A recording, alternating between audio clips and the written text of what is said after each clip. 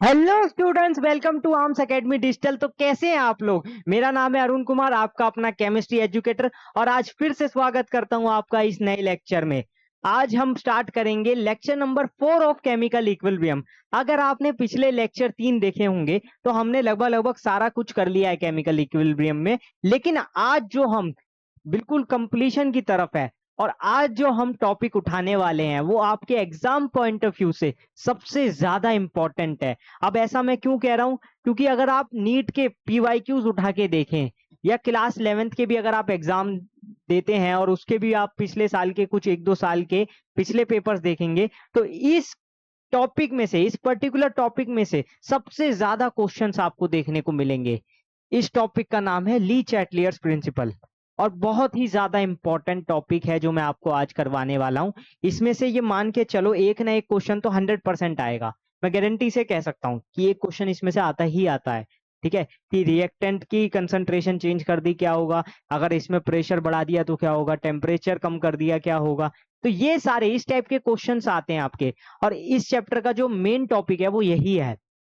ये मैं आपको बता दूं, एक तो आपने केसी केपी वाला रिलेशन पढ़ लिया था, ठीक है, उसमें से आ सकता है इक्विलिब्रियम कांस्टेंट वाले में, या फिर ली चैटलियर प्रिंसिपल में से क्वेश्चन आएगा, ये आपको पता होना चाहिए। और जब मैंने पहले ही बता दिया है कि ये इंपॉर्टेंट टॉपिक है, तो अब आपको बहुत ध्यान से पढ़ना है। आज की इस वीडियो में मैं बहुत ज्यादा डीप में जाके नहीं करवाने वाला हूं, आपको बिल्कुल सिंपल सिंपल चीजें बताऊंगा, कैसे क्वेश्चन आते हैं, कैसे क्वेश्चंस को करना है। ज्यादा मुश्किल क्वेश्चन नहीं आते हैं इसके ली चैटलियर प्रिंसिपल के, इसको बस समझना थोड़ा सा डिफिकल्ट है। अगर आपने समझ अच्छे से लिया तो इसका कोई भी क्वेश्चन आ जाए आप आराम से कर दोगे। हल्का सा अगर आपने थोड़ा सा ध्यान दे दिया ना, बस आपका काम हो गया वहीं पर। बहुत ही इजी टॉपिक है, मैं पहले ही बता के चल रहा हूँ। इस टॉपिक में से एक क्वेश्चन जरूर आने वाला है, तो ध्यान लगा के आपको सुनना है, ध्यान लगा के आपको क्वेश्चन को समझना है और सॉल्व भी करना है, क्योंकि क्वेश्चंस हम करने वाले हैं यहाँ पर। पहले तो हम थ्योरी समझेंगे, उसके बाद हम क्वेश्चंस पे आगे बढ़ेंगे। ठीक है, तो ये था मेरा ओवरव्यू आज का। अब एक चीज जो मैं आपसे एक्सपेक्ट करता हूं कि आप कॉपी और पेन लेकर बैठे, क्योंकि खाली बैठ जाओगे तो देखो दिमाग भी खाली रहेगा, खाली बैठोगे दिमाग भी खाली रहेगा, दिमाग भी नहीं चलेगा, हाथ भी नहीं चलेंगे, और समझ में तो कुछ आने वाला ही नहीं है। तो वही चीज है, आपको ध्यान जरूर देना है, ध्यान नहीं दोगे तो फिर दिक्कत हो जाएगी। समझ पा रहे हो ना? अब हम आज की इस क्लास को स्टार्ट करें, बताओ? ठीक है, चलो स्टार्ट करते हैं। तो सबसे पहले मैं ये बताना चाहता हूं कि ली चैटलियर प्रिंसिपल क्या है, उससे पहले मैं ये दिखाना चाहता हूं कि इसका यूज क्यों करते हैं, इसको, इसका इतना ज्यादा इंपॉर्टेंस क्यों है। तो देखो यहां पर देखो, फैक्टर्स अफेक्टिंग इक्विलिब्रियम। अब इसमें हम देखेंगे कि इक्विलिब्रियम को कौन कौन से फैक्टर्स अफेक्ट करते हैं। तो सबसे पहले मैं 2-3 अगर बेसिक बताऊं, तो सबसे पहले तो यार की कंसंट्रेशन बढ़ा दो रिएक्टेंट की या प्रोडक्ट की, वो भी इक्विलिब्रियम को इफेक्ट करेगा कहीं ना कहीं। अब क्या चेंज होगा वो मैं आपको आगे समझाऊंगा, लेकिन वो इफेक्ट तो कर रहा है ना, इफेक्ट तो कर रहा है। और दूसरा, अगर मैं उसका प्रेशर चेंज कर दूं तो भी वो इफेक्ट करेगा, टेम्परेचर चेंज कर दूं वो भी इफेक्ट करेगा, या फिर कैटलिस्ट का कोई असर होगा या नहीं होगा, इनर्ट गैस भी है, वॉल्यूम भी है। तो ये सारी चीजें कुल मिला के जो 5-6 चीजें हैं, ये आपके इफेक्ट करती है इक्विलिब्रियम पे। कैसे इफेक्ट करती है ये मैं अभी नहीं बता रहा हूं, बस ये बता रहा हूं ये इफेक्ट करती है। ठीक है, अब क्या इफेक्ट करेगी वो हम आगे देखेंगे, लेकिन इन सब को देखते हुए, इन सब फैक्टर्स को देखते हुए, इनको एक थ्योरी में कंप्लीट करने के लिए ली चैटलियर्स ने प्रिंसिपल दिया कि हम कंसंट्रेशन बढ़ाएंगे तो क्या होगा, प्रेशर बढ़ाएंगे तो क्या होगा, टेम्परेचर कम कर देंगे, वॉल्यूम चेंज कर देंगे तो क्या होगा। इस सब के लिए ली चैटलियर ने एक प्रिंसिपल दिया जिसको हम ली चैटलियर प्रिंसिपल कहते हैं, या ली चैटलियर ने अपना थ्योरी पेश की। ठीक है, उसी को हम पढ़ने वाले हैं। अब इसको हम कैसे पढ़ेंगे? इसको हम बिल्कुल बेसिक से पढ़ेंगे एडवांस लेवल तक, बिल्कुल बेसिक से। मतलब ये मान के चलो आपको कुछ नहीं आता। अगर आपने ये मान लिया ना कि कुछ नहीं आता है और फिर आप सीखना चाहोगे, तो बहुत आराम से सीख लोगे, और बहुत ज्यादा डीप में नहीं जाना है। बेसिक बेसिक क्वेश्चन समझ में आ जाए, हमें समझ आ जाए बस चेंज कंसंट्रेशन में करने पे क्या होता है, प्रेशर में चेंज करने पे क्या होता है, बस ये 3-4 चीजें अगर हमने समझ ली ना, बस फिर कोई भी क्वेश्चन हो जाएगा। मेन तो अपना मोटिव वही है ना कि क्वेश्चन करना है, बहुत ज्यादा थ्योरी में डीपली हमें घुसने की जरूरत नहीं है। ये ली चैटलियर प्रिंसिपल है, ली चैटलियर ने क्या बताया हमें वो समझना है, और क्या चेंजेस हो रहे हैं वो समझना है, बस 2 चीजें। ठीक है, अब देखो, ये थोड़ी सी थ्योरी है, काम की तो नहीं है, लेकिन मैं बता देता हूँ। अब एग्जैक्टली पेपर में ये तो नहीं आएगा कि डिफाइन ली चैटलियर प्रिंसिपल, वो क्वेश्चन ही देगा। If a change is applied to the, पढ़ो इसको थ्योरी को अच्छे से। If a change is applied to the system at equilibrium, then the equilibrium will be shifted in that direction. मतलब ये कहना चाह रहा है कि अगर किसी रिएक्शन लिखी है या कोई इक्विलिब्रियम है, उसमें अगर हम सिस्टम में चेंज कर देते हैं तो इक्विलिब्रियम किस डायरेक्शन में शिफ्ट होगा, यहाँ पर पढ़ते हैं। In which it can minimize the effect of change applied and the equilibrium is establish again under new condition. वो उसमें चेंज होगा जहां पर मिनिमाइज होगा इफेक्ट, मतलब जहां पर आपका जो इफेक्ट ऑफ चेंज है वो कम होगा, उस तरफ वो शिफ्ट होगा। अब आप कहोगे ये कुछ समझ नहीं आया, अरे तो रुक जाओ, अभी हम पूरा अच्छे से समझेंगे एक एक करके कि कंसंट्रेशन बढ़ाने पे क्या होगा। चलो पहले कंसंट्रेशन ही ले लेते हैं, नाम लेते ही आ गया, ठीक है। If the concentration of a component is increase, reaction shift in a direction which tends to decrease its concentration. कुछ समझ आया? नहीं, एग्जांपल देता हूं, चलो एक एग्जांपल लेकर चलते हैं। जैसे मैं यहां पर लिखता हूं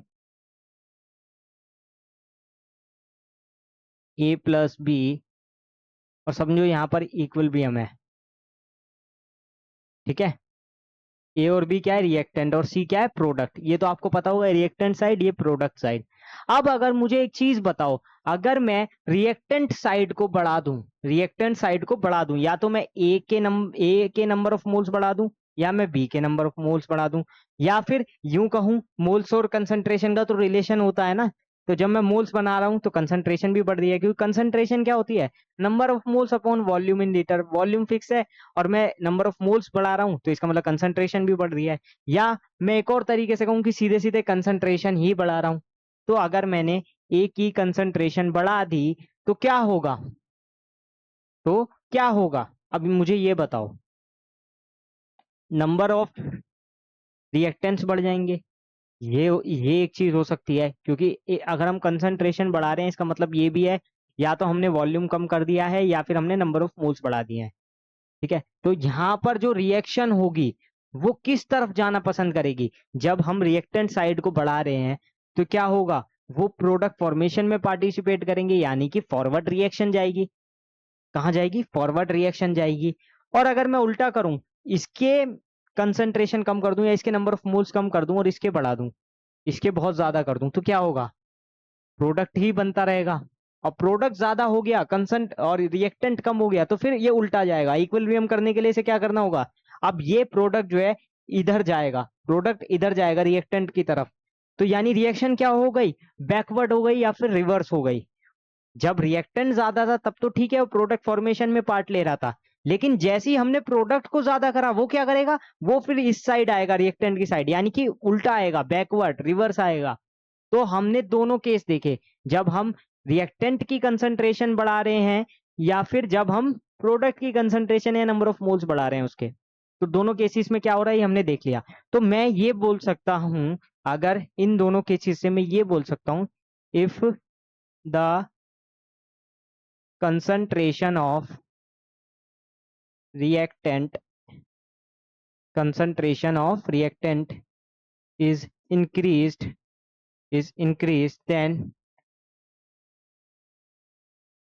it will be, इसमें दो चीज याद रख के चलो, फॉरवर्ड रिएक्शन और बैकवर्ड रिएक्शन। यहां पर इस केस में ये फॉरवर्ड रिएक्शन हो जाएगी, ठीक है। तो वो फॉरवर्ड रिएक्शन होगी, किस तरफ जाएगी, फॉरवर्ड रिएक्शन, फॉरवर्ड जाएगी, तो इसलिए फॉरवर्ड रिएक्शन। अब अगर दूसरे केस में मैं देखूं, दूसरे केस में अगर मैं देखूं, if the concentration of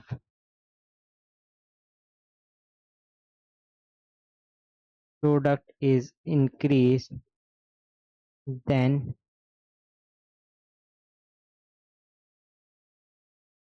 it will shift to backward direction, backward reaction, या फिर ये कह सकते हैं it will shift to backward direction। यहाँ पर भी डायरेक्शन लिख सकते हो, it will be shift to backward direction, ऐसे कर सकते हो आप, ठीक है।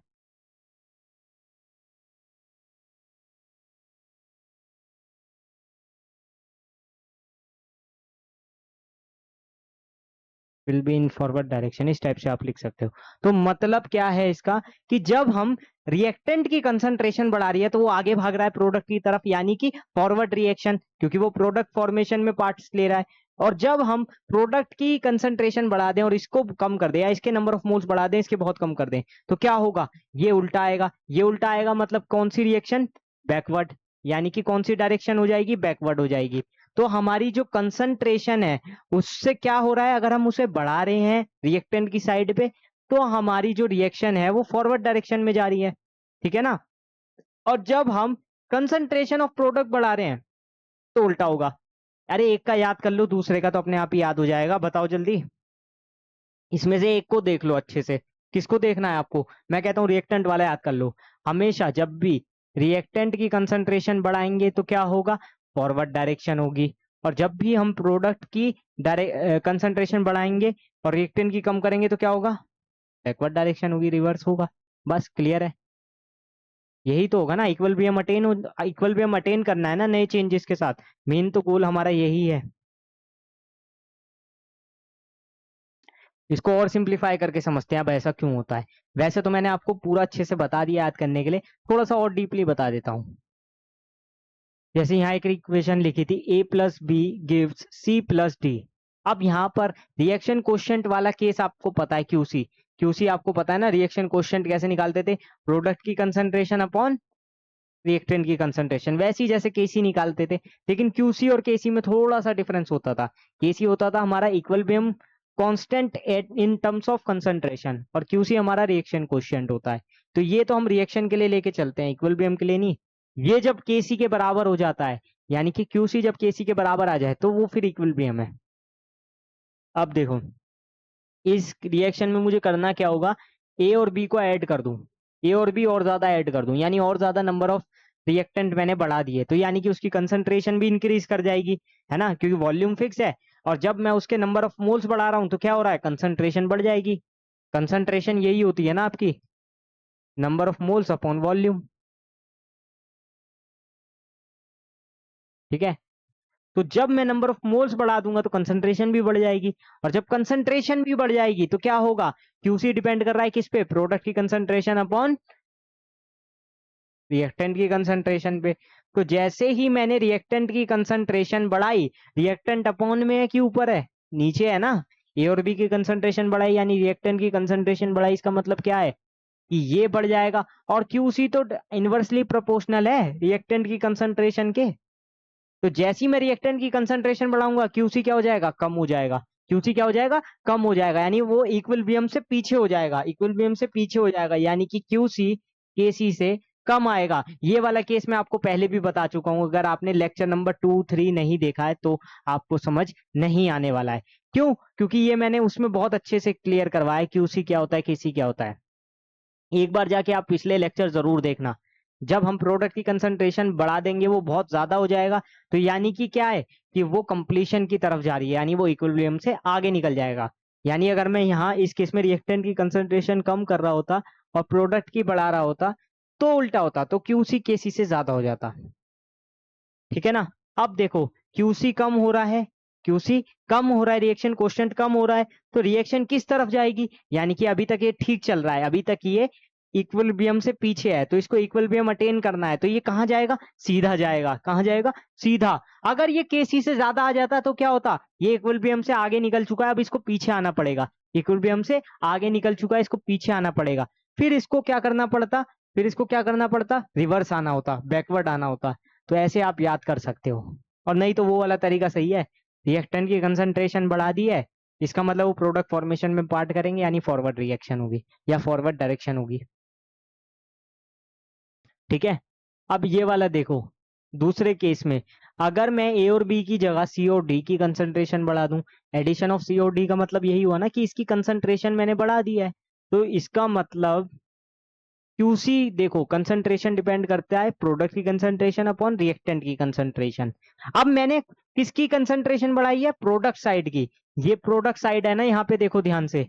तो जैसी मैंने इसकी कंसंट्रेशन बढ़ाई, अब क्यूसी किस पे डिपेंड कर रहा है, प्रोडक्ट की कंसंट्रेशन पे डिपेंड कर रहा है, ठीक है।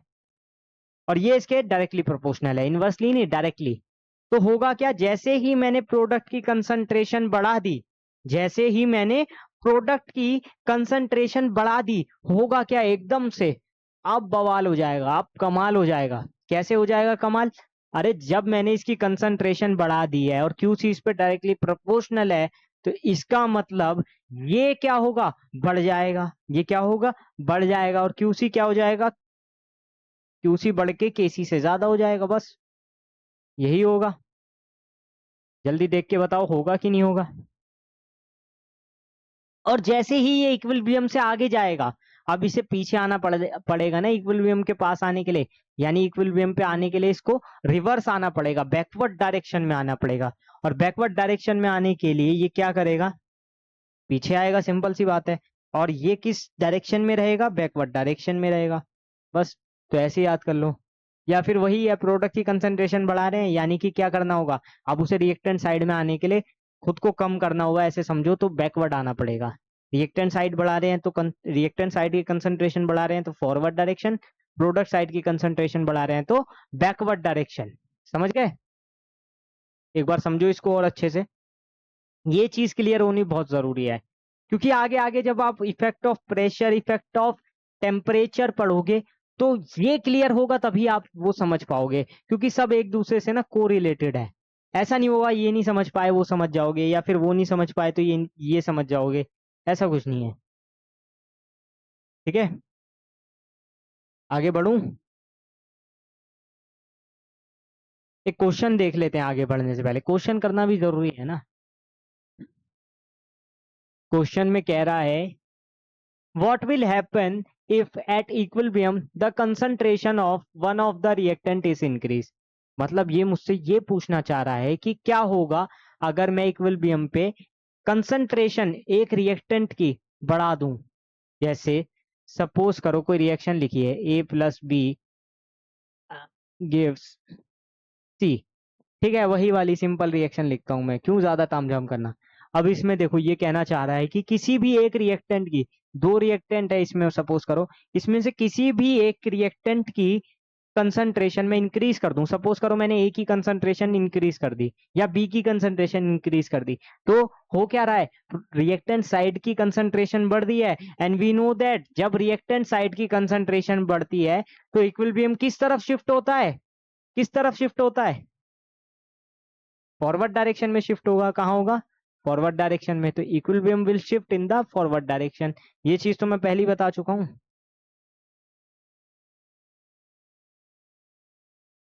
ठीक है, ये दोनों केस जो मैंने आपको लिखवा दिए ना, इससे बाहर कुछ नहीं आएगा effect of change in concentration में से। ये दो पॉइंट आपने याद कर लिए, बस काम हो गया। इसमें तो इतना आसान है बस। ठीक है, रिएक्टेंट साइड बढ़ती है तो इक्विलिब्रियम शिफ्ट होता है फॉरवर्ड में, और प्रोडक्ट साइड इंक्रीज होती है तो बैकवर्ड में। और अच्छे से समझा भी दिया ऐसा क्यों होता है। तो ये क्वेश्चन आपको समझ आ गया होगा आई थिंक, इसमें कोई दिक्कत नहीं आई होगी। ठीक है ना। नेक्स्ट आता है आपका effect of temperature. Effect of temperature, अब इसके केस में दो केस बनते हैं। कौन से दो केस? अगर आपने एक्सोथर्मिक रिएक्शन और एंडोथर्मिक रिएक्शन के बारे में पढ़ा होगा ना, तो आप इसको बहुत अच्छे से, बहुत आराम से समझ सकते हो। कैसे समझ सकते हो मैं आपको बताऊंगा कि टेम्परेचर बढ़ाते हैं तो क्यों टेम्परेचर डिक्रीज वाली साइड में जा रहा है, टेम्परेचर कम कर रहे हैं तो किसी में ऐसा हो रहा है कि टेम्परेचर बढ़ाने पे डिक्रीज हो रहा है, किसी में ऐसा हो रहा है कि टेम्परेचर कम करने पे आ रहा है। तो ये सारी चीजें आपको क्लियर तब होगी जब आप एक्सोथर्मिक और एंडोथर्मिक रिएक्शन को समझ पाओगे। तो सबसे पहले मैं आपको वही रिवाइज करवा देता हूँ। देखो, एक्सोथर्मिक रिएक्शन कौन सी होती है, जिसमें हीट रिलीज होती है, जिसमें हीट रिलीज होती है।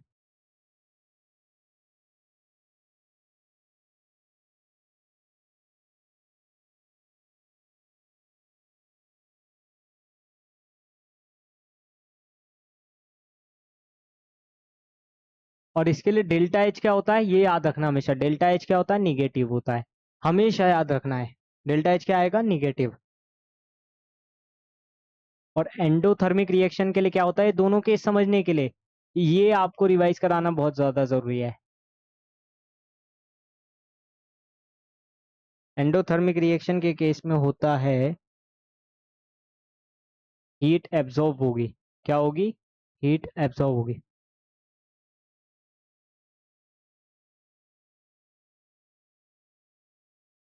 और डेल्टा एच क्या होता है आपका वहां पर? पॉजिटिव होता है। जल्दी बताओ देख के, ये वाली बात क्लियर है कि नहीं? जैसे एंडोथर्मिक में हमने एक रिएक्शन पढ़ी थी, CaCO3 को हीट दी जाती है, वो किस में टूट जाता है डिकम्पोज होके? CaO calcium oxide plus CO2 में। ये वाली रिएक्शन आपने पढ़ी होगी। एक्सोथर्मिक के लिए आपने ग्लूकोज वाली रिएक्शन पढ़ी होगी, ग्लूकोज का ऑक्सीडेशन होता है तो क्या बनता है, ये आपने पढ़ा होगा, CO2H2O। पढ़ा ही होगा आपने, ऐसा नहीं है कि आपने नहीं ही पढ़ा होगा। ठीक है, जहां पर भी आपको हीट रिलीज होती हुई दिखेगी वो आपकी एक्सोथर्मिक रिएक्शन होगी। जैसे इसका एग्जांपल एक मैं अपने से बताऊं, तो जैसे कोई रिएक्शन लिखिए, A+B गिव्स C+ हीट। तो देखो यहाँ पर हीट या एनर्जी लिखा है, इस साइड में हीट आ रहा है प्रोडक्ट साइड में, इसका मतलब क्या है? एक्सोथर्मिक रिएक्शन है। एंडोथर्मिक के लिए क्या होता है? कोई एक प्रोडक्ट, कई बार ऐसा होता है कि वो टूटता है दो प्रोडक्ट्स में, A+B। इस केस में हीट दी जाती है, ये जो सिंबल होता है हीट का होता है। तो अगर ऐसा लिखा है तो ये एंडोथर्मिक रिएक्शन हो जाती है। तो इस टाइप से आप समझ सकते हो। अब अगर एक्सोथर्मिक रिएक्शन की बात करूं, इक्विलिब्रियम पे इसका क्या इफेक्ट पड़ेगा टेम्परेचर बढ़ाने और कम करने पे? तो देखो, सिंपल, जहां पर हीट रिलीज ही हो रही है, जहां पर हीट रिलीज हो रही है, तो वहां पर जाहिर सी बात है, क्या हमें टेम्परेचर बढ़ाने की जरूरत है? खुद सोच के बताओ। जहां पर, जैसे सपोज करो मुझे बहुत गर्मी लग रही है, मुझे बहुत गर्मी लग रही है, मुझे हीट की जरूरत है ही नहीं। क्यों? क्योंकि बाहर बहुत ज्यादा गर्मी हो रही है, टेम्परेचर 40 डिग्री चल रहा है, मैं हाफ टी शर्ट पहन के खड़ा हूँ। ठीक है, क्या मुझे और ज्यादा हीट लेने की जरूरत है? हीटर पे जाके हाथ सेकने की जरूरत है? नहीं। क्यों? क्योंकि हीट पहले ही बहुत ज्यादा है, मुझे हीट की जरूरत है ही नहीं। तो जहां पर हीट रिलीज अपने आप हो रही है, वहां पर क्या मुझे टेम्परेचर बढ़ाने की या हीट वापस से देने की जरूरत है? क्योंकि हीट और टेम्परेचर एक साथ चलता है, आप सिंपली समझो। जहां पर हीट बढ़ा रहे हैं वहां पर टेम्परेचर भी बढ़ा रहे होंगे, जहां पर हीट बढ़ा रहे हैं वहां पर टेम्परेचर भी बढ़ा रहे होंगे। इसका मतलब क्या सर ये है कि एंडोथर्मिक रिएक्शन में टेम्परेचर बढ़ाना पड़ेगा क्योंकि यहाँ तो हीट देनी पड़ रही है? मैं कहता हूँ हाँ बिल्कुल। तो टेम्परेचर कहाँ बढ़ाना पड़ रहा है आपको? एंडोथर्मिक के केस में। और यहां पर क्या टेम्परेचर की जरूरत है? नहीं, यहाँ पर तो उल्टा टेम्परेचर कम करने की जरूरत है। क्या करने की जरूरत है? टेम्परेचर कम करने की जरूरत है। क्यों? क्योंकि हीट तो अपने आप ही रिलीज हो रही है, हीट तो अपने आप ही रिलीज हो रही है, टेम्परेचर बढ़ाने की जरूरत ही क्या है? हाँ, कम जरूर कर सकते हैं, और जहां हमें हीट देनी है वहां टेम्परेचर भी बढ़ाएंगे, ऐसे याद कर लो। तो एक्सोथर्मिक के केस में हमें टेम्परेचर कम करना है, एंडोथर्मिक के केस में टेम्परेचर इंक्रीज करना है, ये आपको याद रखना है। अब आ जाते हैं हम एक्सोथर्मिक रिएक्शन का केस में। एक बार मैं आपको और एग्जांपल से समझा देता हूँ। जैसे रिएक्शन लिखिए, A+B गिव C+D।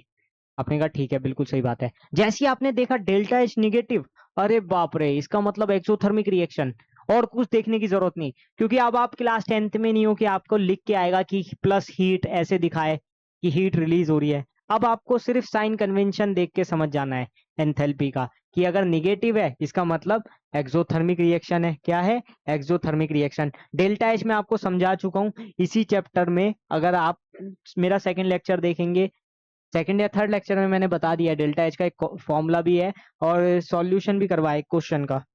ठीक है, तो जब एक्सोथर्मिक रिएक्शन है तो टेम्परेचर बढ़ाने पे क्या होगा? क्या यहाँ टेम्परेचर बढ़ाने की जरूरत थी? नहीं थी। और मैंने यहाँ टेम्परेचर बढ़ा दिया। मैंने क्या किया? मैंने टेम्परेचर बढ़ा दिया, लेकिन रिएक्शन वहां शिफ्ट होगी ना एक्सोथर्मिक के केस में, जहां पर टेम्परेचर डिक्रीज होगा, जहां पर टेम्परेचर कम होगा। तो यानी कि अगर मैं टेम्परेचर बढ़ा रहा हूं एक्सोथर्मिक के केस में, तो क्या हो रहा है? उल्टा जाएगी रिएक्शन, बैकवर्ड आ जाएगी। और अगर मैं टेम्परेचर कम करूंगा तो क्या होगा? वो भागेगी फॉरवर्ड डायरेक्शन में। अब मैं इन दोनों केसेस को ऐसे समझ सकता हूं कि अगर कोई रिएक्शन फॉरवर्ड रिएक्शन है एक्सोथर्मिक के केस में, इसका मतलब क्या हो रहा होगा? वहां टेम्परेचर कम हो रहा होगा, यानी कि वहां टेम्परेचर कम हो रहा होगा। तो ऑब्वियस सी बात है एंडोथर्मिक के केस में वो बैकवर्ड हो जाएगी। क्यों? क्योंकि टेम्परेचर कम हो रहा है, टेम्परेचर कम हो रहा है। टेम्परेचर कम वाला केस ले रहा हूं ना मैं यहाँ पे, टेम्परेचर डिक्रीज वाला। तो एक्सोथर्मिक के केस में क्या हो रहा है? टेम्परेचर डिक्रीज करने पे फॉरवर्ड रिएक्शन। ये तो हमें समझ आ गया, वहां पे टेम्परेचर बढ़ाने की जरूरत थी ही नहीं। एंडोथर्मिक के केस में क्या हुआ, उसी सेम केस में टेम्परेचर डिक्रीज करने वाले में वो बैकवर्ड चली गई, वो बैकवर्ड चली गई। ये भी पिछली स्लाइड में मैंने टेम्परेचर बढ़ाने वाला केस दिखाया, पिछली स्लाइड में यहाँ पर टेम्परेचर बढ़ाने वाला केस दिखाया कि वो उस जगह शिफ्ट हो जाएगी जहाँ टेम्परेचर डिक्रीज होगा, या फिर जब मैं इसमें टेम्परेचर बढ़ा रहा हूँ तो ये उल्टा करेगी यानी रिवर्स जाएगी। तो यहाँ पर क्या हो रहा है एंडोथर्मिक के केस में, टेम्परेचर कम करने पर सीधी सी बात है, इसको तो टेम्परेचर चाहिए, इसको तो हीट चाहिए, जैसे ही हम डिक्रीज कर रहे हैं ये रिवर्स जाएगा यानी बैकवर्ड डायरेक्शन में जाएगा और रिएक्शन शिफ्ट हो जाएगी बैकवर्ड डायरेक्शन में। ये मैंने एंडोथर्मिक के लिए बता दिया। एक्सोथर्मिक के लिए कब होगी बैकवर्ड डायरेक्शन में, जब हम टेम्परेचर इंक्रीज करा रहे हैं, जब हम टेम्परेचर इंक्रीज करा रहे हैं। बहुत ही सिंपल क्वेश्चन आता है इस पे, एक क्वेश्चन मैं आपको दिखा भी देता हूँ और करवाता हूँ हाथ पकड़ के, कि मुझे पता है आप लोग करने नहीं वाले। थोड़ा सा देखो, इसको समझने में आपको स्टार्टिंग में दिक्कत आ सकती है, एक बार अच्छे से पढ़ लोगे ना, एक बार 2-3 क्वेश्चन इस पे कर लोगे, ज्यादा नहीं 2-3 क्वेश्चन हर एक पे कर लो, यानी एक रिएक्टेंट वाले पे करो 2-3 क्वेश्चन, एक इस पे टेम्परेचर वाले पे 2-3 क्वेश्चन कर लो, प्रेशर वाले पे 2-3 क्वेश्चन कर लो, वॉल्यूम वाले पे 2-3 क्वेश्चन, ठीक है, और इनर्ट गैस वाले पे 2-3 क्वेश्चन, आपका काम हो जाएगा। इस पे आप 15-20 से ज्यादा क्वेश्चन मत करना, मैं आपको पहली बता दूं। ली चार्टलियर प्रिंसिपल की अगर आपने 15 to 20 क्वेश्चंस भी अच्छे से कर लिए, अच्छे से याद रखो, ऐसे नहीं कि बस पढ़ लिए कि हाँ ठीक है ये हो जाता है वो हो जाता है बस हो गया, नहीं नहीं नहीं, मंत्र नहीं पढ़ने हैं, अच्छे से सॉल्व खुद से करने हैं, तब आपको जो बेनिफिट मिलेगा ना वो मतलब उसको मैं बता ही नहीं सकता कितना अच्छा बेनिफिट मिलेगा। खैर छोड़ो, ये क्वेश्चन पे आते हैं। Given an endothermic reaction CH4 plus H2O gives, ये साइन इन्वेंशन गलत है, यहाँ पे एरो आएगा, CO gas plus 3H2 gas, if the temperature is increased then क्या केस बनेगा ये बताओ। पहले तो मैं इस रिएक्शन को अच्छे से लिख देता हूँ सिंपलर फॉर्म में, CH4 plus H2O gives CO plus 3H2, ठीक है, यही है। अब इस केस में मुझे करना क्या है, इस केस में देखो टेम्परेचर इंक्रीज करा है और पहले ही मुझे दे दिया है कि एंडोथर्मिक रिएक्शन है, डेल्टा H पॉजिटिव रहा होगा, डेल्टा H क्या रहा होगा, पॉजिटिव रहा होगा। अब अगर मैं इस क्वेश्चन को अच्छे से देखूं तो मुझे एक चीज समझ आ रही है कि प्रोडक्ट साइड में ये तब भागेगा, ये प्रोडक्ट साइड में या फिर फॉरवर्ड रिएक्शन में तब भागेगा, कब भागेगा, जब इसमें टेम्परेचर बढ़ाया जाएगा, और जब टेम्परेचर मैं कम कर दूंगा तो क्या होगा, जब मैं टेम्परेचर कम कर दूंगा तो क्या होगा, उल्टा काम होगा, तब क्या होगा, उल्टा काम होगा। तो इस केस में बस ये देख लो कि हो क्या रहा है, टेम्परेचर इंक्रीज कराया जा रहा है। तो हाँ, ये क्योंकि एंडोथर्मिक रिएक्शन है तो इसमें हीट एब्जॉर्ब होगी, इसमें क्या होगी, हीट एब्जॉर्ब होगी, तो जाहिर सी बात है इसको टेम्परेचर बढ़ाना पड़ेगा या कम करना पड़ेगा, बढ़ाना पड़ेगा। तो यानी कि हम सही डायरेक्शन में टेम्परेचर इंक्रीज करा रहे हैं, मतलब क्या होगा, मतलब फॉरवर्ड डायरेक्शन में जाएगा, सिंपल सी बात है। किस में जाएगा, फॉरवर्ड डायरेक्शन में, अभी तो हमने देखा है, इसको चेक करो एक बार।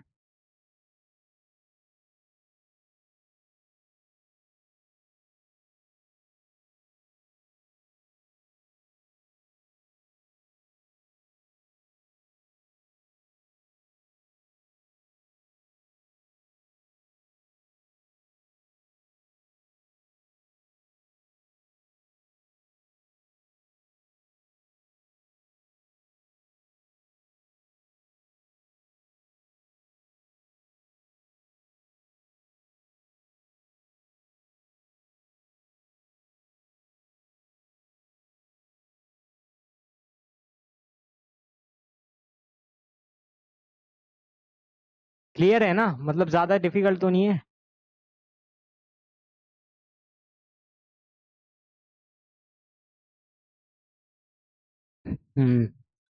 ठीक है, नेक्स्ट टॉपिक पे आते हैं, effect of change in pressure. अभी तक हमने effect of change in concentration पढ़ लिया, effect of change in temperature भी हमने पढ़ लिया, अब हम आने वाले हैं effect of change in pressure पे। ये भी बहुत ज्यादा इंपॉर्टेंट है। मैं आपको बताऊं ज्यादातर क्वेश्चन जो आते हैं ना वो टेम्परेचर, प्रेशर और वॉल्यूम वाले में से आते हैं, ये मैं आपको पहले बता दूं। रिएक्टेंट वाले में से कम आते हैं, कंसंट्रेशन वाले में से, या आपका कैटेलिस्ट वाले में से, लेकिन हम सब पढ़ेंगे, हम कुछ भी नहीं छोड़ेंगे। हमें तो क्या है कि एक एक चीज, एक एक लाइन पढ़नी है ना। एनसीईआरटी की मैं कहता हूँ कि आप एक एक लाइन पढ़ लो, आपको सारा आइडिया हो जाएगा कैसे क्वेश्चन आएंगे, कहाँ से आएंगे। अगर आपने एनसीईआरटी को बेस बना के पढ़ा है ना, केमिस्ट्री में, मैं और सब्जेक्ट की बात नहीं कर रहा हूँ, केमिस्ट्री की बात कर रहा हूँ स्पेसिफिकली। केमिस्ट्री अगर आपने अच्छे से एनसीईआरटी लेवल पे कर ली है ना, मैं सच बता रहा हूँ बॉस, आपका बहुत अच्छा बेस बन जाएगा, बहुत अच्छा। मतलब फिर आप कुछ भी कर सकते हो। ठीक है, चलो इस पे आते हैं, effect of change of pressure पे क्या होगा। देखो यहाँ पर अब आने वाला है डेल्टा एनजी वाला केस। आपको डेल्टा एनजी निकालना मैंने सिखाया था ना, कैसे निकालते थे। जैसे अगर मैं ये वाली रिएक्शन लिखूं, PCl5 to try PCl3 plus Cl2 में, ठीक है, PCl3 प्लस Cl2 में, तो देखो इसके नंबर ऑफ मोल्स कितने हैं 1, इसके नंबर ऑफ मोल्स कितने हैं 1, और इसके नंबर ऑफ मोल्स कितने हैं 1। अब यहाँ पर डेल्टा एनजी कितना हो जाएगा, 1 + 1 2, और ये कितना हो जाएगा 1, तो 2 - 1 = 1। यानी ये क्या आया 1, यानी ये क्या आया पॉजिटिव। निगेटिव तो नहीं आया, निगेटिव तो नहीं आया ना, +1 आ रहा है यानी पॉजिटिव है। मैंने बताया था डेल्टा एनजी पॉजिटिव भी आ सकता है, निगेटिव भी आ सकता है, जीरो भी आ सकता है। अब जीरो आएगा तो उस केस में क्या होगा, जीरो आए जैसे ये वाला केस हो, H2 + Cl2 gives 2HCl। Number of moles of product side कितने हैं 2, माइनस ये कितने हो गए 1 और 1 2, तो डेल्टा एनजी कितना आ गया 0। ये सब मैं निकलवा के देख चुका हूं। अब यहाँ पर डेल्टा एनजी का बहुत बड़ा रोल होने वाला है, डेल्टा एनजी का बहुत बड़ा रोल होने वाला है। क्यों, क्योंकि प्रेशर जो है हमारा, जो हमारा प्रेशर चेंज होगा वो इस पे डिपेंड करेगा डेल्टा एनजी पे। कैसे करेगा वो मैं आपको अभी बताता हूँ। डेल्टा एनजी निगेटिव होगा उस साइड में क्या करेंगे, डेल्टा एनजी पॉजिटिव होगा उस साइड में क्या करेंगे। लेकिन आपको डेल्टा एनजी कैसे निकालना है ये मैंने आपको बता दिया ना, ठीक है। अब एक बार पढ़ लो। On increasing pressure, equilibrium will shift in the direction in which pressure decrease। मतलब जब हम प्रेशर इंक्रीज करा रहे हैं तो इक्विलिब्रियम उस डायरेक्शन में शिफ्ट हो रहा है जहां पर प्रेशर डिक्रीज हो रहा है। अब आप कहोगे ये तो कुछ समझ नहीं आया कि प्रेशर इंक्रीज करा है तो इक्विलिब्रियम उस डायरेक्शन में शिफ्ट हो गया जहां प्रेशर डिक्रीज हो रहा है। अरे आगे तो पढ़ो। Number of moles in the reaction decreases and vice versa. होगा वहां पर डिक्रीज हो रहा है जहां पर नंबर ऑफ मोल्स क्या होंगे, इंक्रीज होंगे या फिर डिक्रीज होंगे, उन चीजों पे वो डिपेंड कर रहा है, क्योंकि बोला है ना वाइस वर्सा। अब आप कहोगे इसका मतलब क्या है, यानी कि जो हमारा प्रेशर है वो डिपेंड किस पे कर रहा है, नंबर ऑफ मोल्स पे डिपेंड कर रहा है। किस पे डिपेंड कर रहा है, नंबर ऑफ मोल्स पे डिपेंड कर रहा है। और ये मैं पहली बता दूं, यहाँ पर गैस वाला केस लेंगे, प्योर लिक्विड या सॉलिड कंपोनेंट वाला केस हम नहीं लेंगे, क्योंकि उसके लिए मोलर कंसंट्रेशन चेंज नहीं होती है, ठीक है ना, उसका मोल पे डिपेंड नहीं करता है। अब देखो इस एग्जांपल से आपको थोड़ा सा क्लियर होगा। अब ये वाला अगर मैंने एग्जांपल लिखा है, अभी डेल्टा एनजी जीरो वाला एक और एग्जांपल भी मैंने दिखाया है, H2 + Cl2 गिव्स 2HCl वाला, लेकिन इसमें भी जीरो आ रहा है डेल्टा एनजी। क्यों, क्योंकि यहाँ पर एक मोल, यहाँ पर एक मोल, कितना है डेल्टा एनजी 0। तो अगर मैं प्रेशर चेंज भी करूं तो क्या इस पे कोई इफेक्ट पड़ेगा, नहीं, कोई इफेक्ट नहीं पड़ेगा। क्यों, क्योंकि डेल्टा एनजी 0 है, पहले इक्विलिब्रियम पे है। अगर मैं यहाँ देखूं, नो शिफ्ट इन इक्विलिब्रियम, ये वाला केस भी देख लो, ये तो सेम वही है, H2 + Cl2 जैसा ही, H2 + I2 गिव्स 2HI। इसका मतलब क्या है, यहाँ पर 2 मोल्स, यहाँ पर एक और एक 2 मोल्स, तो डेल्टा एनजी इसके लिए भी 0 आएगा, तो इस पे भी प्रेशर का कोई इफेक्ट नहीं पड़ेगा। ये मान के चलो जहां डेल्टा एनजी 0 है वहां पर प्रेशर चेंज का कोई इफेक्ट नहीं पड़ता, ठीक है ना, ये क्योंकि नंबर ऑफ मोल्स पे डिपेंड करता है। अब नेगेटिव और पॉजिटिव वाले केस पे क्या डिपेंड करेगा वो देखते हैं। इसको मैं अच्छे से क्लियर करवाना चाहता हूं, इसलिए बता तो मैं डायरेक्टली भी सकता था कि डेल्टा एनजी निगेटिव है तो फॉरवर्ड जाएगा, डेल्टा एनजी पॉजिटिव है तो बैकवर्ड जाएगा, लेकिन मुझे आपको अच्छे से मुझे आपको समझाना था। जैसे यहाँ देखो, for this reaction A gives 2B, A gives 2B, यहाँ नंबर ऑफ मोल्स कितने हैं 2, यहाँ नंबर ऑफ मोल्स कितने हैं 1, 2 - 1 कितना आया 1, और डेल्टा एनजी +1 आ रहा है, यानी कि क्या आ रहा है, पॉजिटिव आ रहा है, क्या आ रहा है, पॉजिटिव आ रहा है। तो इसका मतलब क्या है, रिएक्शन क्या होगी, डेल्टा एनजी पॉजिटिव है तो क्या होगी। अब मैं इसको और अच्छे से समझाना चाहता हूँ, वैसे मैं बता सकता हूँ बैकवर्ड होगी, ये याद भी कर सकते हो आप, 3 केस है, लेकिन अब इस केस में हुआ क्या, जैसे ही इसका मैं कोशेंट निकालूं, हम क्वेश्चन रिएक्शन कोशेंट प्रेशर के टर्म्स में भी निकाल सकते हैं हम, है ना, जैसे हम कंसंट्रेशन के टर्म्स में निकालते हैं, जैसे केसी होता है वैसे केपी भी होता है ना। वो क्या होता था, प्रोडक्ट का pressure upon pressure of reactant. तो वैसे ही हम क्यूपी निकालेंगे, वो क्या हो जाएगा, प्रेशर ऑफ बी क्योंकि वो प्रोडक्ट है, और प्रेशर ऑफ ए कंसंट्रेशन। अब देखो कंसंट्रेशन के आगे स्टोइशियोमेट्रिक कोफिशिएंट 2 लगा है, तो इसको पीबी स्क्वायर लिखेंगे। क्या लिखेंगे, पीबी स्क्वायर। ये इतना तो आप समझ सकते हो, ये तो मैंने करवा रखा है। अब क्यूपी किस पे डिपेंड कर रहा है, इसका मतलब टोटल प्रेशर पे डिपेंड कर रहा है, यानी जितना ज्यादा प्रेशर उतना ज्यादा क्यूपी, जितना ज्यादा प्रेशर उतना ज्यादा क्यूपी। और जब डेल्टा एनजी पॉजिटिव आ रहा है, यानी कि प्रोडक्ट का प्रेशर ज्यादा है रिएक्टेंट से, तो क्यूपी क्या होगा, बढ़ जाएगा। वही क्यूपी क्यूसी क्यूसी केसी वाला केस है। यहाँ पे क्यूपी को अगर हम देखेंगे केपी से कंपेयर करके, तो जब क्यूपी इंक्रीज हो रहा है, यानी कि क्यूपी जब हमारा केपी से ज्यादा जा रहा है, क्यों, क्योंकि प्रोडक्ट ज्यादा बन रहा है, प्रोडक्ट ज्यादा है यहाँ पर, ठीक है। तो इस केस में हो क्या रहा है, इस केस में हो क्या रहा है, वो इक्विलिब्रियम से कहाँ जा रहा है, आगे जा रहा है, इक्विलिब्रियम से आगे जा रहा है। तो अब उसको इक्विलिब्रियम तक आने के लिए क्या करना होगा, पीछे आना होगा। ये वाला केस मैंने आपको बताया था ना, कि जैसे ये बढ़ते बढ़ते जीरो से यहाँ तक गया और इक्विलिब्रियम यहाँ था, और ये इससे भी आगे चला गया, सपोज करो क्यूपी, तो यानी कि ये केपी से आगे चला गया। तो केपी तक आने के लिए इसको क्या करना पड़ेगा, अपने आप को पीछे लाना पड़ेगा, यानी रिवर्स होना होगा या बैकवर्ड डायरेक्शन में जाना पड़ेगा। तो रिएक्शन क्या होगी, बैकवर्ड जाएगी, रिएक्शन बैकवर्ड जाएगी। और अगर मेरा डेल्टा एनजी नेगेटिव होता, अगर मेरा डेल्टा एनजी नेगेटिव होता, यानी कि सिंपल सी बात है, जो मेरा रिएक्टेंट साइड है उसका प्रेशर ज्यादा होता, तो क्या करना होता, क्यूपी फिर क्या हो जाता, क्यूपी फिर क्या हो जाता, केपी से कम हो जाता, उल्टा केस बनता। और जब ये केपी से कम होता यानी ये सही है, ये पीछे है, तो अब इसे आगे जाना पड़ेगा केपी तक पहुंचने के लिए। तो ये किस डायरेक्शन में जाता, फिर ये फॉरवर्ड में जाता, फिर ये फॉरवर्ड डायरेक्शन में जाता। यहां पर देखो अच्छे से, 2a गिव्स b। अब देखो डेल्टा एनजी निकालो इसका, 1 और 2 कितना आ जाएगा, डेल्टा एनजी आ जाएगा मेरा 1 माइनस 2, यानी कि -1। बोलो जल्दी, क्लियर है ना। डेल्टा एनजी निकालना तो आप सीख गए हो ना, इसमें तो आपको अब कोई दिक्कत नहीं आनी चाहिए कहीं से कहीं तक भी। तो अब इस केस में क्या होगा, क्यूपी अगर मैं निकालना चाहूं तो पीबी अपॉन पी ए का square, PB upon P A का स्क्वायर, ये ऐसे होगा, ठीक है ना। Pressure of product upon pressure of reactant, यही लिखते हैं ना हम, ये तो आपको 100% पता होगा। तो इस केस में हो क्या रहा है, क्यूपी डिपेंड कर रहा है रिएक्टेंट के प्रोडक्ट पे, तो ये क्या होगा, डिक्रीज हो जाएगा, क्यों, क्योंकि अपॉन में है ना, तो ये डिक्रीज हो जाएगा। और क्यूपी डिक्रीज हो जाएगा, इसका मतलब वो क्यूपी क्या होगा, केपी से कम आ जाएगा। और जब ये केपी से पीछे है, कम है मतलब ग्राफ में आप देख सकते हो क्यूपी केपी से पीछे है, तो क्या होगा, इसको वहां तक पहुंचने के लिए अपने आप को इंक्रीज करवाना होगा, यानी कि इसको आगे जाना होगा।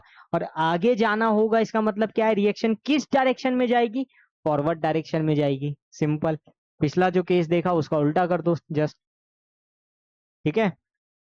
प्रेशर बढ़ा तो रिएक्शन गई फॉरवर्ड डायरेक्शन में। एग्जाम्पल एक और दे रखा है यहाँ पे, 3O2 gives 2O3, 3O2 gives 2O3।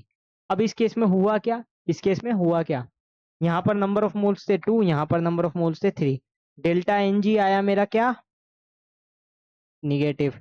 और अब तो आप याद भी कर सकते हो, ये तीनों केस आप याद ही कर लो, वैसे मैं लिखवा भी देता हूँ। जब डेल्टा एनजी पॉजिटिव आएगा तो क्या होगा, डेल्टा एनजी पॉजिटिव आएगा तो क्या होगा, प्रेशर बढ़ाने पे, ये लिख दो, ऑन इंक्रीजिंग प्रेशर, तो रिएक्शन कहाँ जाएगी, बैकवर्ड जाएगी, कहाँ जाएगी, बैकवर्ड डायरेक्शन में। डेल्टा एन जी 0 होगा तो क्या होगा, नो चेंज, ठीक है। और डेल्टा एन जी निगेटिव हो जाए तो क्या होगा, फॉरवर्ड डायरेक्शन में जाएगी।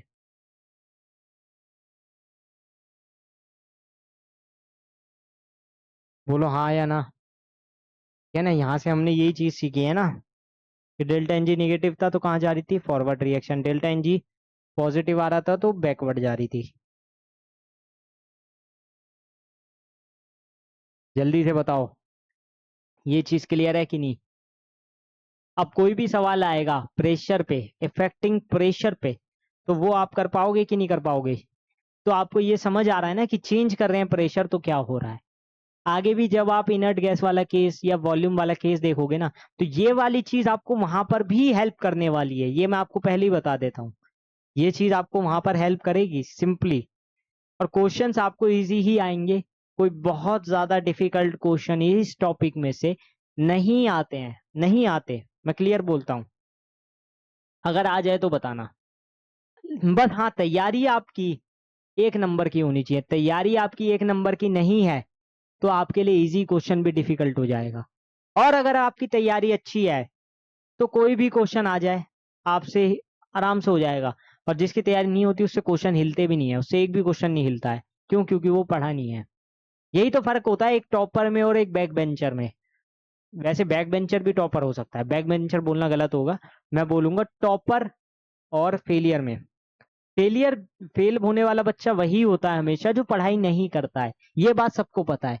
फिर वो किसी को भी दोष दे कि टीचर ने नहीं पढ़ाया, मेरे साथ ये केस हो गया, मैं बीमार हो गया एग्जाम से पहले, और जिस सेंटर पे मैं बैठा था वहां लाइट चली गई, पंखा बंद हो गया, ये हो गया, वो हो गया, पेपर आउट ऑफ सिलेबस आ गया, ये सारे जो बहानेबाजी वाले काम है, ये कमजोर स्टूडेंट की निशानी है। किसकी? कमजोर स्टूडेंट की। कमजोर स्टूडेंट कभी भी आप देखोगे ना, वो हमेशा लारे मारदा, या फिर ये एक होता है ना, अपने यहाँ कहते हैं लारे मारना, मतलब कि बहुत ज्यादा, मतलब जो करता है ना कि एक्सक्यूजेस देता है, उसको बोलते हैं। तो ये वाले काम हमारे वही स्टूडेंट करेंगे जिसको पढ़ना नहीं होगा, जिसको पढ़ना पसंद नहीं है, या फिर यूं कहूं, ऐसा नहीं है कि उसको पढ़ना नहीं होगा। क्योंकि देखो, काम करना जरूरी है, मजबूरी है, पढ़ाई भी जरूरी है, ये बात समझ के चलो। और अगर आपको लाइफ में कुछ अच्छा करना है तो पढ़ाई से बहुत कुछ कर सकते हो आप। अगर लाइफ में कुछ अच्छा करना है, अगर आपको छोटे लेवल से बड़े लेवल तक पहुंचना है, तो बिना पढ़ाई के पॉसिबल नहीं है। कोई भी फील्ड हो, पढ़ाई बहुत जरूरी है। आपको आर्टिस्ट भी बनना है, किसी किसी का होता है मुझे आर्टिस्ट बनना है, स्पोर्ट्स में जाना है, तो आपके पास बैकअप कुछ होना चाहिए ना। आप पढ़ाई करोगे और साथ के साथ अगर अपनी आर्ट को या अपना स्पोर्ट्स खेलना चाहते हो, तो बहुत ही बेहतर हो सकता है अगर आप अपने काम पे ध्यान दो। मैं ये नहीं कह रहा हूँ कि आप मत बनो आर्टिस्ट या मत बनो स्पोर्ट्स पर्सन, क्योंकि हमारे देश में उसकी भी जरूरत है। जरूरत सिर्फ स्कॉलर्स की नहीं, सभी की जरूरत है। लेकिन उसके साथ साथ आपको पढ़ाई को भी प्रेफरेंस देनी बहुत ज्यादा जरूरी है। अगर आप पढ़ाई को प्रेफरेंस नहीं दे रहे हो, इसका मतलब आप अपने ही पैर पे कुल्हाड़ी मार रहे हो। किस पे कुल्हाड़ी मार रहे हो? अपने पैर पे कुल्हाड़ी मार रहे हो। और टूट किसका पैर रहा है? आपका खुद का ही टूट रहा है। अब पढ़ाई को ना थोड़ा सा जज्बाती वे में भी मत लो, इतना भी ज्यादा हार पर मत कर लो कि आपके टेंशन हो गई है, सर में दर्द हो गया, या आपने सुसाइड कर लिया। क्योंकि सुसाइड के भी केसेस आजकल बहुत ज्यादा देखने को मिल रहे हैं, जो कि कंसर्निंग पार्ट है बहुत ज्यादा। स्टूडेंट के, छोटे बच्चों के रूप में ये सारी चीजें देखने को मिल रही है, वो बहुत ज्यादा डिस्टर्बिंग लगता है मुझे भी, पर्सनली बात करूं तो। उतना ज्यादा भी आपको नहीं लेनी है स्ट्रेस या फिर टेंशन, और आपको इतना इतना मतलब मजे में भी नहीं लेना, इतना हल्के में भी नहीं लेना कि पढ़ाई ही नहीं कर रहे हैं। 2-2 घंटे आपने वेस्ट कर दिए फोन में, 3-3 घंटे आप खेलने चले गए, या फिर आप जरूरत से ज्यादा ही सो रहे हो, आप दिन में भी सो रहे हो, रात में भी सो रहे हो, या जब जब मन कर रहा है। क्लास में सोते हैं कुछ बच्चे बैठ के, क्यों? क्योंकि पढ़ाई में मन नहीं है। तो क्या करेंगे? क्लास में बैठ के आराम से सोएंगे, और क्या होगा, बेंच पे बैठ के। तो ये वाली चीजें जो है ना, ये ठीक नहीं है मेरे को लगता है। ये चीजें बदलने की बहुत ज्यादा जरूरत है। और अब वो टाइम आ गया है, अब वो टाइम आ गया है जब आपको अपनी आंखें खोलनी पड़ेगी, जब आपको अपने सपनों को कॉम्प्रोमाइज नहीं करना है। आपको एक निश्चित रूप से एक गोल बना के, एक एम बना के आपको आगे बढ़ना ही होगा। ठीक है? और अब नहीं तो कब? कब तक अपने आप को रोकोगे? कब तक? एक हद भी तो होती है ना। अब वो हद पार होती जा रही है, एग्जाम्स आपके सर पर है, आपको समझ भी आ रहा है कि यार पढ़ना बहुत जरूरी है, मुझे पढ़ना ही होगा। स्टिल आप नहीं पढ़ रहे हो, तो आप किसी और का नुकसान नहीं कर रहे, सिर्फ और सिर्फ खुद का ही नुकसान कर रहे हो। आप खुद के ही पैर पे कुल्हाड़ी मारोगे, और पूरा मतलब एकदम होता है ना, कुल्हाड़ा लेके मारोगे आप। अगर आप नहीं पढ़ रहे हो, क्लास 11th में हो, 12th में आओगे, चीजें बदलेगी। ऑब्वियसली 100% आपका सिलेबस बढ़ जाएगा, इससे ज्यादा डिफिकल्ट चीजें देखने को मिलेगी। अभी आप बेसिक पढ़ रहे हो, तब आप एप्लीकेशंस देखोगे। ऑर्गेनिक में 5-6 चैप्टर पढ़ोगे ना, तब समझ आ जाएगा आपको खुद ही। फिजिकल और इनऑर्गेनिक और ऑर्गेनिक में बहुत डिफरेंस है। ऑर्गेनिक में अगर आपने ठीक से नहीं पढ़ा तो कुछ भी समझ नहीं आएगा। ठीक है, तो थोड़ा सा सीरियस लेना है पढ़ाई को। हाँ, और साथ साथ थोड़ा सा एंजॉय भी करना है, ऐसा नहीं कि बहुत ज्यादा एंजॉय कर लें, लेकिन हाँ सीरियसली पढ़ाई करनी पड़ेगी अगर आपको नीट क्लियर करना है तो। ठीक है, कुछ एग्जांपल्स देख लेते हैं अभी जो हमने पढ़ा प्रेशर वाला केस में। तो देखो, जैसे यहाँ पर है डेल्टा एन जी 0 है इस केस में, साफ देखने से पता चल रहा है। यहाँ 2 मोल्स है, यहाँ 1 और 1 2 मोल्स, तो 2 - 2 कितना हो जाएगा, डेल्टा एन जी 0 हो जाएगा। तो जब ये 0 हो गया, इसका मतलब प्रेशर बढ़ाने पर कोई चेंज नहीं होगा, प्रेशर बढ़ाने पर कोई चेंज नहीं होगा। ठीक है, अब यहाँ पर एक वॉल्यूम का भी केस दे दिया, प्रेशर बढ़ा रहे हैं वॉल्यूम कम कर रहे हैं, तो जो एनओ की कंसंट्रेशन है वो क्या हो रही है, इंक्रीज हो रही है। क्यों बताओ, क्यों हो रही है? क्योंकि नंबर ऑफ मोल्स पे डिपेंड करता है ना। चेंज इन प्रेशर किस पे डिपेंड करता है, नंबर ऑफ मोल्स पे डिपेंड करता है। तो प्रेशर जब हम बढ़ाएंगे तो प्रेशर किस पे होगा, यहाँ पर अगर हम प्रेशर बढ़ा रहे हैं तो प्रेशर रिएक्टेंट साइड पे होगा। कहाँ पे होगा, रिएक्टेंट साइड पे। लेकिन वॉल्यूम कम कर दे रहे हैं आप, क्योंकि मेरे को वॉल्यूम वाला केस भी आपको समझाना है, तो मेरे को ये चीज बतानी पड़ेगी। और देखो, वॉल्यूम वाला केस में ना, अगर आपने प्रेशर वाला केस समझ लिया, जस्ट उसका अपोजिट है, जस्ट उसका अपोजिट है। यहाँ पे हम पढ़ रहे थे प्रेशर के केस में डेल्टा एनजी निगेटिव आता था तो क्या करते थे, फॉरवर्ड डायरेक्शन। यहाँ पर उल्टा है, यहाँ पर डेल्टा एनजी निगेटिव है तो वॉल्यूम बढ़ाने पर फॉरवर्ड डायरेक्शन में नहीं होगा, बैकवर्ड में होगा। इसी से मैं आपको समझा दूंगा कि वॉल्यूम वाले में क्या होंगे, पर पहले कुछ चीजें हैं इंपॉर्टेंट। जैसे सॉलिड और लिक्विड इनकम्प्रेसिबल है और नेग्लिजिबली कंप्रेसिबल है, यानी उसके केस में हमें ज्यादा ध्यान नहीं देना। Change in pressure has no effect on equilibrium involving in solid and liquid. वही चीज, सॉलिड एंड लिक्विड में नहीं ध्यान देना हमें, प्रेशर वाले केस में खासकर सिर्फ और सिर्फ गैस पे ध्यान देना है, क्योंकि गैस कंप्रेसिबल होती है, गैस कंप्रेसिबल होती है। ये एक और इम्पॉर्टेंट बात है।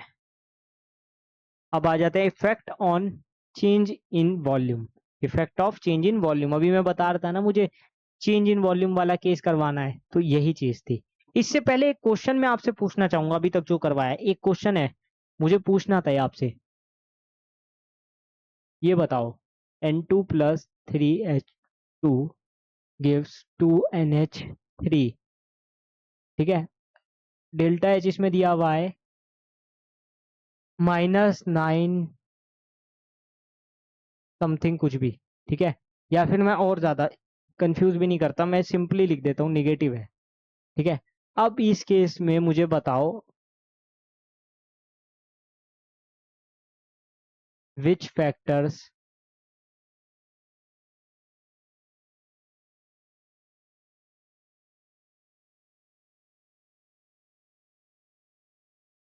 Factors favours the formation of ammonia. Ammonia के बनने में कौन कौन से फैक्टर्स हैं जो फेवर करेंगे इस रिएक्शन को? अब आपसे मेरा ये क्वेश्चन है, इस क्वेश्चन को सॉल्व करो सभी। ऐसा नहीं कि सिर्फ मैं ही करवा दूं, मैं ही करवा दूं वो आसान हो जाएगा, लेकिन आप करोगे तो मुझे बहुत अच्छा लगेगा। मैं आपको 30 सेकंड देता हूँ, इस क्वेश्चन को सॉल्व करो। और मुझे पता है आप कर सकते हो, मुझे पता है 100% कर सकते हो। देखो, सिंपली ये रिएक्शन जो लिखी है ना, इसको बहुत ध्यान से देखना है आपको। आप कम से कम 3 फैक्टर बताओ, जो अभी तक मैंने 3 फैक्टर बताया उसी से बता दो, कंसंट्रेशन, प्रेशर और टेम्परेचर से। चलो सबसे पहले ये बताओ, फेवर करना है अमोनिया फॉर्मेशन के लिए, यानी कि प्रोडक्ट साइड को फेवर करना है। किसको फेवर करना है, प्रोडक्ट साइड को फेवर करना है। यानी रिएक्शन कहाँ जानी चाहिए, फॉरवर्ड जानी चाहिए। तो पहला केस, अगर मेरी रिएक्शन फॉरवर्ड जानी चाहिए, कंसंट्रेशन वाले केस में अगर आप देखो, सबसे पहले रिएक्शन फॉरवर्ड कब जाती थी, जब रिएक्टेंट बढ़ाते थे, जब रिएक्टेंट बढ़ाते थे, यानी कंसंट्रेशन ऑफ रिएक्टेंट इंक्रीज होती थी। तो इसमें लिखेंगे इंक्रीज द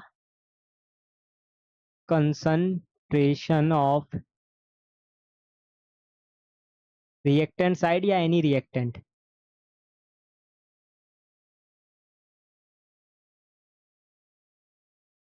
सेकंड, ये तो हो गया पहला। ठीक है, कंसंट्रेशन रिएक्टेंट साइड की बढ़ा देंगे तो क्या होगा, वो फॉरवर्ड जाएगी रिएक्शन, ये हमें याद है। ठीक है, और फॉरवर्ड जाएगी तो अमोनिया को फेवर करेगी।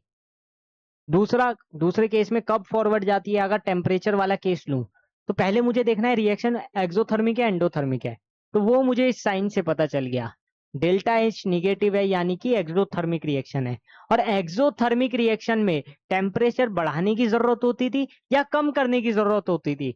तो आपको पता है जहां पहले ही हीट निकल रही है वहां टेम्परेचर देने की जरूरत नहीं है, तो टेम्परेचर क्या करना होगा, टेम्परेचर कम करना होगा, लोअर द टेम्परेचर।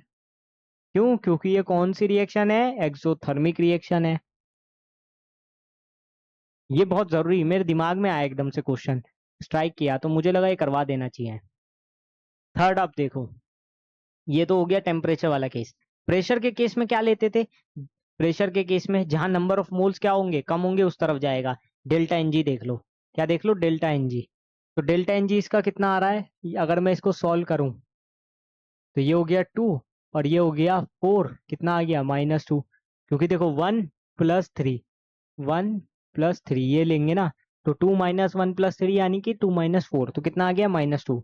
अब डेल्टा एन जी क्योंकि निगेटिव आ रहा है, तो यानी कि क्या होगा, रिएक्शन किस साइड जाती थी नेगेटिव आने पर, पॉजिटिव होता था तो बैकवर्ड, निगेटिव आएगा तो फॉरवर्ड। किस तरफ जाएगी, फॉरवर्ड, जिस तरफ नंबर ऑफ मोल्स कम जाएंगे। तो प्रेशर इंक्रीज कराना होगा, यानी कि सही है हमारा। प्रेशर बढ़ाने पर अगर डेल्टा एनजी निगेटिव होता था तो वो फॉरवर्ड रिएक्शन जाती थी, और हमें वही तो चाहिए। तो प्रेशर क्या करवाना होगा, हमें इंक्रीज कराना होगा। तो इस तरह से आपके कुछ क्वेश्चंस आते हैं। इस क्वेश्चन को एक बार चेक करो।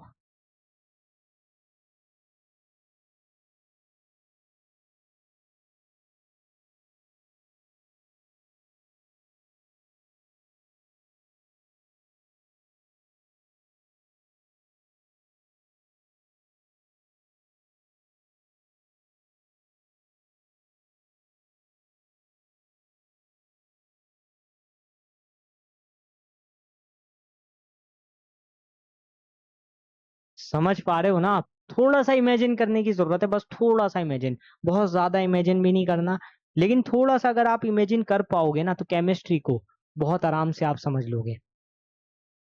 नेक्स्ट एक क्वेश्चन आ गया है, इसको भी कर लेता हूँ, देखो।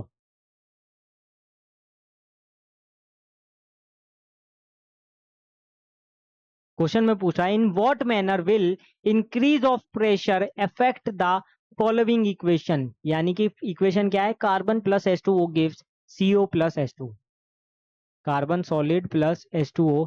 वैसे इसमें पूरा नहीं लिखा है, ये सॉलिड है, ये गैस फॉर्म में लेते हैं, और इक्विलिब्रियम का साइन भी नहीं लगा है।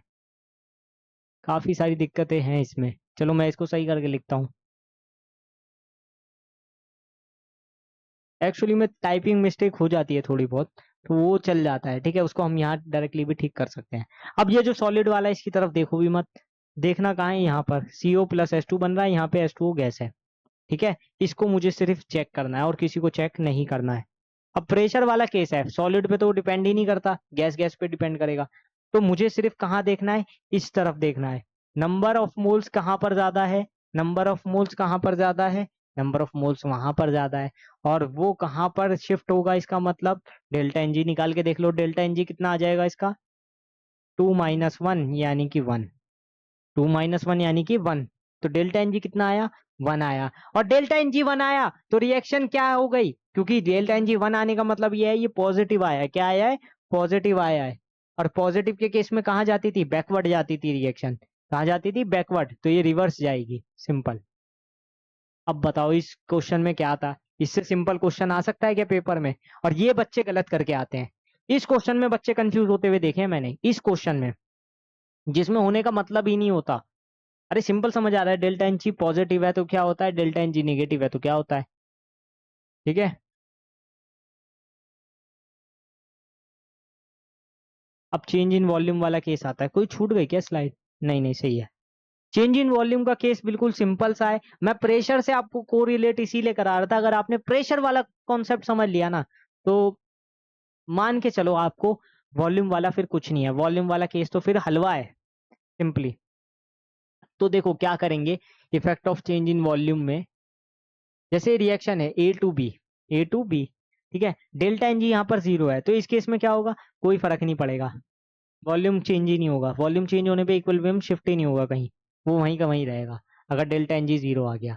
यही चीज हम प्रेशर के केस में भी देखते थे, जब डेल्टा एन जी 0 आ रहा था तो प्रेशर चेंज करने पे भी कोई इफेक्ट नहीं हो रहा था, और जब वॉल्यूम के केस में भी आप देखोगे तो डेल्टा एन जी 0 आने पर भी चेंज का कोई इफेक्ट नहीं पड़ेगा। जैसे ये वाला था H2 प्लस Cl2 वाला ले लो, H2 प्लस I2 वाला ले लो, जिस भी केस में डेल्टा एन जी 0 है उस केस में कोई इफेक्ट वॉल्यूम का नहीं होगा। अब अगर डेल्टा एन पॉजिटिव आ जाए तो क्या होगा, और डेल्टा एन नेगेटिव आ जाए क्या होगा, हमारा काम बस यही चेक करना है। जैसे एक रिएक्शन में लिखूं PCl5 gives PCl3 plus Cl2, ठीक है। अब देखो यहाँ पर डेल्टा एन जी निकालो, इसके लिए तो कितना आ रहा है 1 और 1 2, -1 1, पॉजिटिव आ गया, क्या आ गया, पॉजिटिव आ गया। तो अब टेम्परे वॉल्यूम बढ़ाने पर क्या होगा इस केस में वॉल्यूम बढ़ाने पर क्या होगा, जो प्रेशर बढ़ाने पे होता था उसका उल्टा कर दो, वहां डेल्टा एन जी निगेटिव पे फॉरवर्ड जाती थी, यहाँ पर डेल्टा एन जी निगेटिव पे बैकवर्ड जाएगी। अब क्या जाएगी, बैकवर्ड ऑन इंक्रीजिंग, ये पहले लिख लो ऑन इंक्रीजिंग वॉल्यूम, ये मैं वॉल्यूम बढ़ाने वाले केस में बता रहा हूँ। और जब पॉजिटिव होगा तो फॉरवर्ड में जाएगी, कहाँ जाएगी, फॉरवर्ड डायरेक्शन में। समझ पा रहे हो, जो हमने प्रेशर वाला पढ़ा है ना उसको उल्टा कर दो, बस अल्टा पल्टा हो जाएगा आपका। ये पढ़ लिया वो पढ़ लिया, एक ही बात है, और सिंपली एक ही बात है, मैं सही बता रहा हूँ। अभी मैं आपको क्वेश्चन दिखाऊंगा ना वो ऐसे ही हो जाएंगे, जैसे एक क्वेश्चन ये वाला आ जाता है, एक सेकेंड, ये क्वेश्चन तो दूसरा है, ये वाला क्वेश्चन उसका है, क्या कहते हैं कैटलिस्ट वाला, वो अभी हम करेंगे, या फिर करवा ही देता हूँ। कैटलिस्ट नहीं पढ़ा है लेकिन मैं आपको समझा दूंगा, क्लियर यहीं करवा दूंगा, ठीक है। तो भी हम इसको कर सकते हैं। जैसे ये क्वेश्चन देखो, the equilibrium constant of a reaction is 300 if the volume of reaction of flask is triple, the equilibrium constant is, अभी तक मैंने बताया नहीं है लेकिन अब बता देता हूँ। इक्विलिब्रियम कांस्टेंट जो होता है ना हमारा, वो हमारा वॉल्यूम पे डिपेंड नहीं करता है, वो इंडिपेंडेंट होता है। जो हमारा इक्विलिब्रियम कांस्टेंट होता है वो वॉल्यूम ऑफ कंटेनर पे डिपेंड नहीं करता है।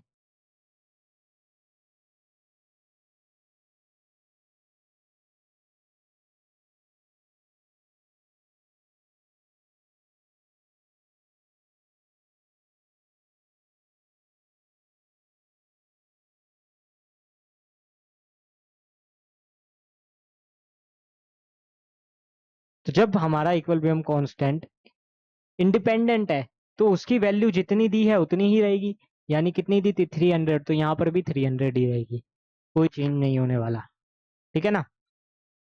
तो ये हमारा इक्विलिब्रियम कांस्टेंट वाला केस था।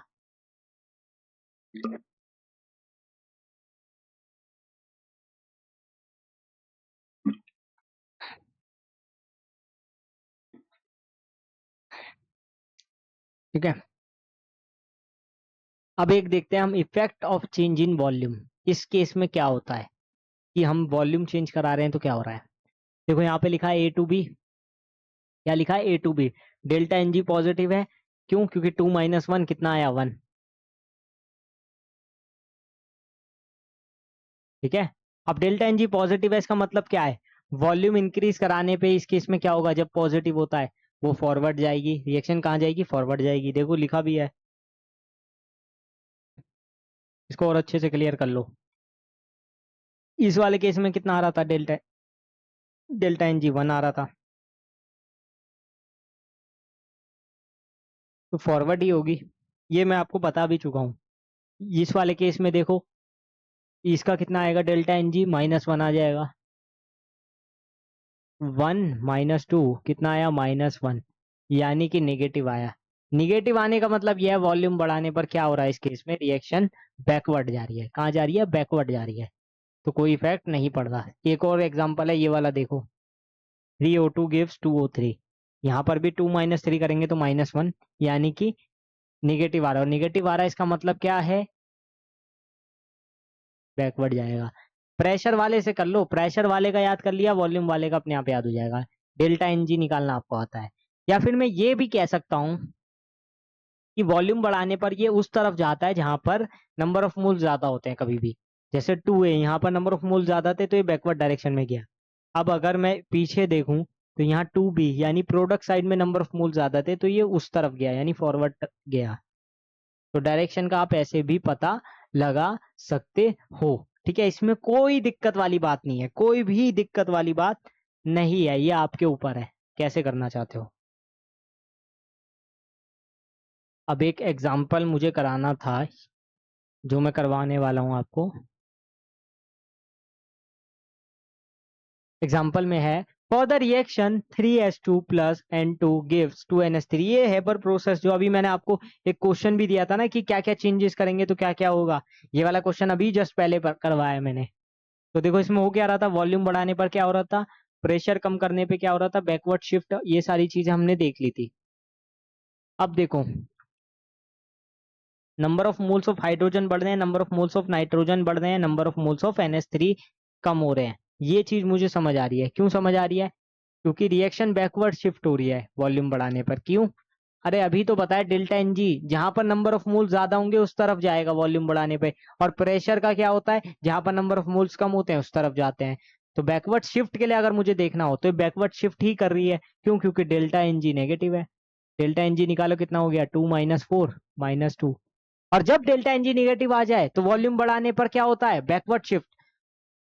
और प्रेशर बढ़ाने पर क्या होता, प्रेशर बढ़ाने पर इस केस में फॉरवर्ड होता। लेकिन अगर मैं प्रेशर कम करूंगा तो उल्टा हो जाएगा, तो उल्टा हो जाएगा, फिर बैकवर्ड ही रहेगा। तो यानी अगर मुझे इसे बैकवर्ड शिफ्ट कराना है तो वॉल्यूम बढ़ाना पड़ेगा, प्रेशर कम करना होगा।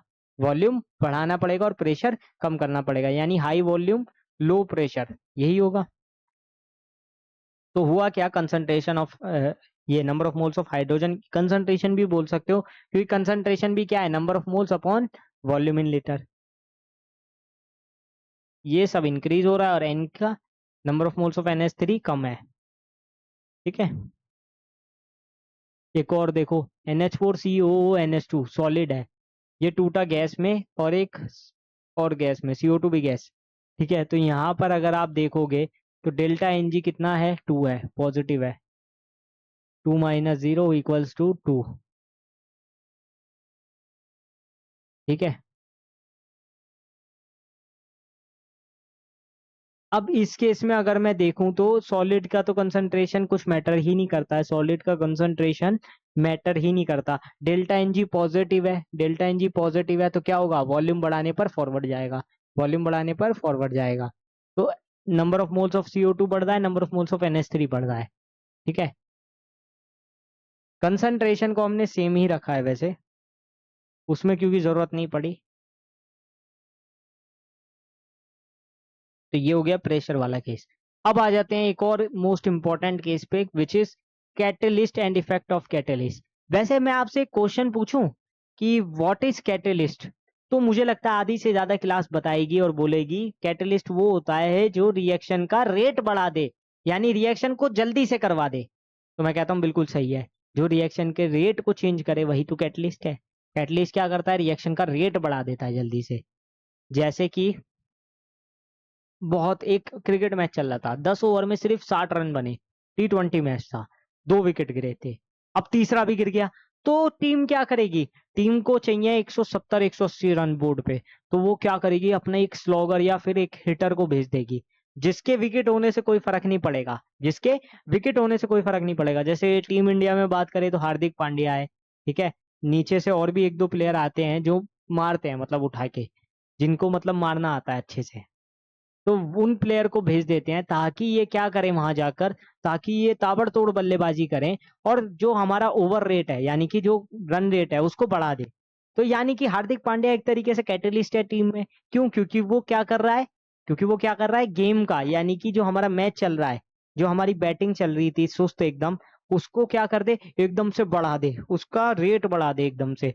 तो वो ऐसे जो प्लेयर है वो हमारे कैटलिस्ट है। और यहाँ पर रिएक्शन में भी हम कैटलिस्ट का यूज इसीलिए करते हैं जो रिएक्शन के रेट को बढ़ा दे। Over rate equals to reaction rate, अब समझ पाओगे आप। So substance which can alter the speed of a chemical reaction without itself getting consumed at the end of the reaction due to the catalyst, the state of equilibrium is not affected. अब देखो हमें catalyst की कोई definition की जरूरत नहीं है। अब आप क्लास 11th में आ गए हो, आपसे कोई नहीं पूछेगा व्हाट इज कैटलिस्ट।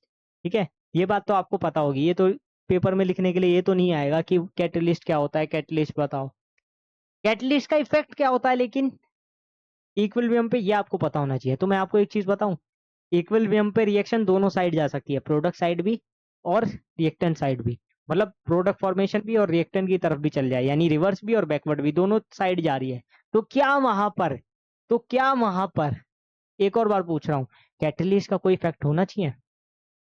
नहीं, क्योंकि रिएक्शन तो कहीं भी जा सकती है, इधर भी उधर भी। तो कैटलिस्ट तो रिएक्शन के रेट को बढ़ाता है, तो रेट कहाँ से बढ़ गया? क्या उसका कोई इफेक्ट हुआ? कोई इफेक्ट नहीं हुआ।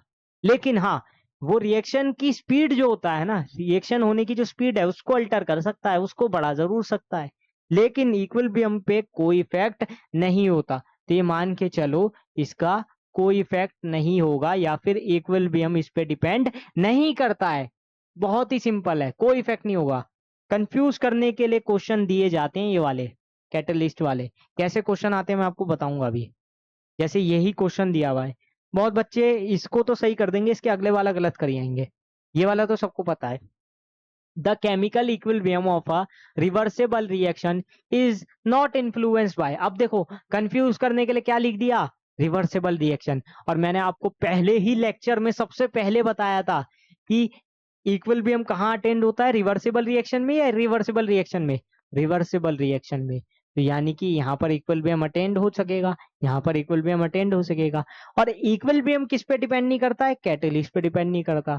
तो यहाँ पर ऑप्शन में जहां भी कैटलिस्ट हो उसको देख के लगा दो, सिंपल। बस इतना सा क्वेश्चन था, बताओ। ये भी नहीं होता बच्चों से। खैर ये तो कर देते हैं, 99% सही करते हैं वाला, ये वाले में गलती करते हैं सब। जैसे यहाँ पर पूछा, the role of a catalyst in a reversible reaction is to. अब देखो बहुत सारे बच्चे क्या है कि वो सोचते हैं कि रिवर्सेबल रिएक्शन में कुछ करता थोड़ी है, इक्विलिब्रियम में कुछ करता थोड़ी है, कोई इफेक्ट नहीं है, नो इफेक्ट लिख दो।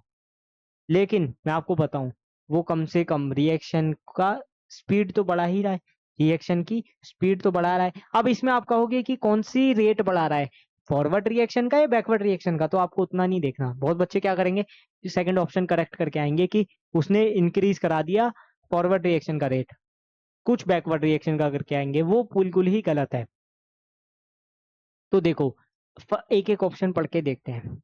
Alter the equilibrium constant of the reaction. हाँ, ये तो बात सही है कि वो अल्टर नहीं करता है इक्विलिब्रियम कांस्टेंट पे, इक्विलिब्रियम कांस्टेंट उस पे डिपेंडेंट होता ही नहीं है। तो ये वाला ऑप्शन तो गलत होगा, ये सबको समझ आ जाएगा। कंफ्यूजन सेकंड और फोर्थ में होती है कि increase the rate of forward reaction होगा या increase the decrease the rate of backward reaction होगा। वो इसमें समझ नहीं पाते कि इसका रेट बढ़ा रहा है या इसका कम कर रहा है। तो देखो इक्विलिब्रियम पे डिपेंड ही नहीं कर रहा है, तो ये दोनों ही ऑप्शन गलत हो गए, क्योंकि वो रेट पे डिपेंड कर ही नहीं रहा है, ना फॉरवर्ड के ना बैकवर्ड पे। वो तो सिर्फ क्या कर रहा है, इक्विलिब्रियम को जल्दी से करवा देगा बस। तो यहाँ पर एक ही ऑप्शन बचा, allow the equilibrium to be achieved quickly. इस क्वेश्चन में मैंने कम से कम 70% बच्चों को तो कंफ्यूज होते देखा है। अगर मैंने क्लास में क्वेश्चन पूछ लिया ना, 70% मैं लिख के दे सकता हूँ दावे के साथ, 70% बच्चे इस क्वेश्चन को गलत करके आएंगे, वो जवाब ही नहीं दे पाएंगे ये क्या है। बहुत बच्चे तो कंफ्यूज ही ऐसे हो जाएंगे, मतलब कोई सेकंड बताएगा, कोई फोर्थ बताएगा, कोई कहेगा ये मल्टीपल चॉइस क्वेश्चन है, इसमें सेकंड और फोर्थ दोनों सही है। ऐसे भी बच्चे हैं, एक बार देखो इसको।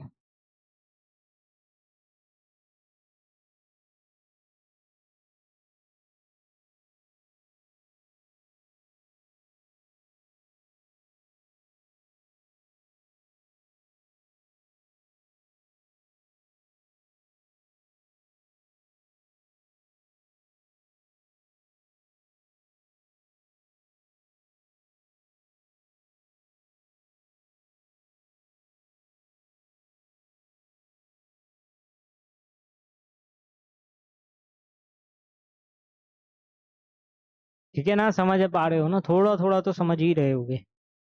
अब नेक्स्ट आता है हमारा effect of addition of inert gas.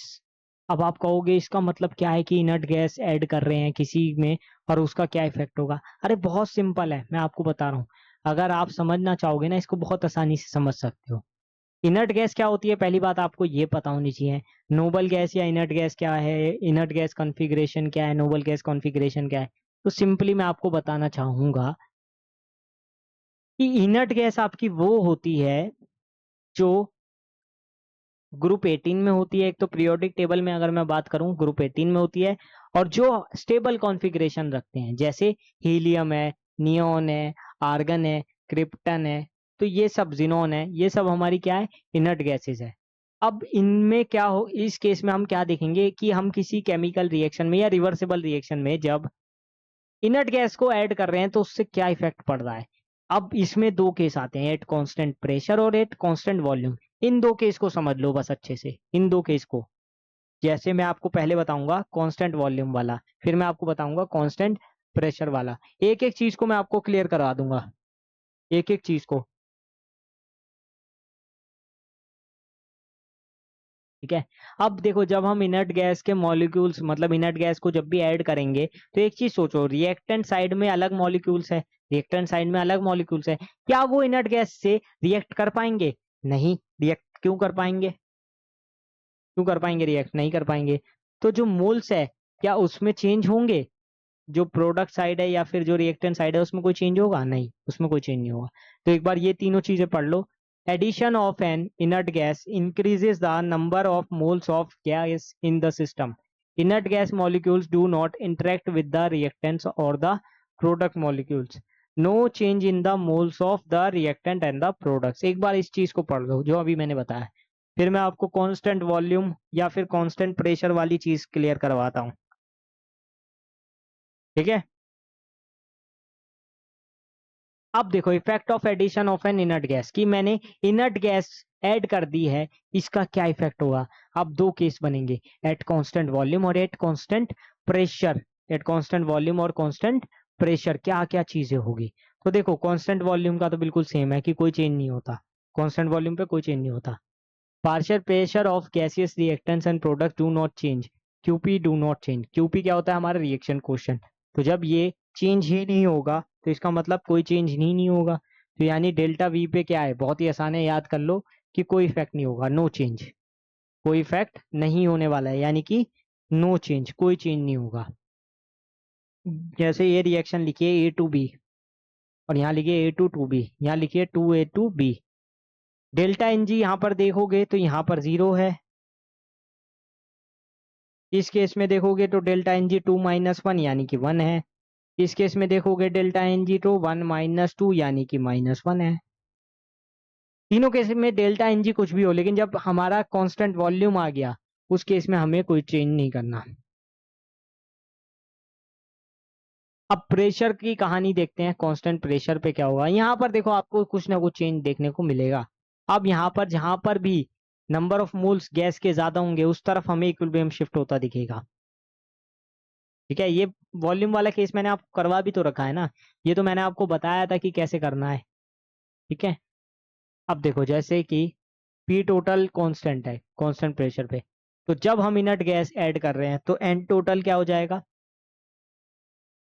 Example से देखो, यहाँ पर डेल्टा एन जी कितना आया, वन माइनस टू यानी माइनस वन। अब निगेटिव आ गया, क्या आ गया, निगेटिव आ गया। तो इक्विलिब्रियम कहाँ शिफ्ट होना चाहिए, बैकवर्ड शिफ्ट होना चाहिए। इक्विलिब्रियम बैकवर्ड शिफ्ट होना चाहिए।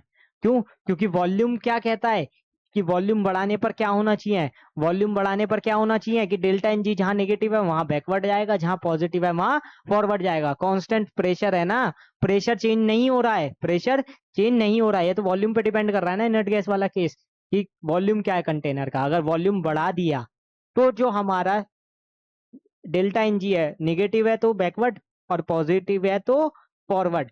तो यानी कि कांस्टेंट प्रेशर पे हम किस पे डिपेंड कर रहे हैं, वॉल्यूम पे या फिर नंबर ऑफ मोल्स पे।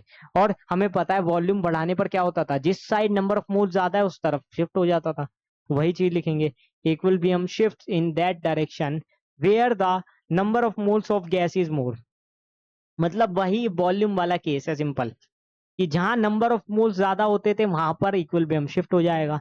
जैसे यहाँ पर अगर आप देखोगे तो नंबर ऑफ मोल्स इसमें ज्यादा है, इसमें सिंपल सी बात है यहाँ ज्यादा है तो यहाँ पर जाएगा ना, रिएक्टेंट की साइड में जाएगा ना। तो यानी कि कहाँ होगा, बैकवर्ड। क्यों? क्योंकि प्रोडक्ट से रिएक्टेंट की साइड में आ रहा है, इसका मतलब बैकवर्ड डायरेक्शन में आ रहा है। किस डायरेक्शन में आ रहा है? बैकवर्ड डायरेक्शन में आ रहा है। एक बार चेक करो इसको।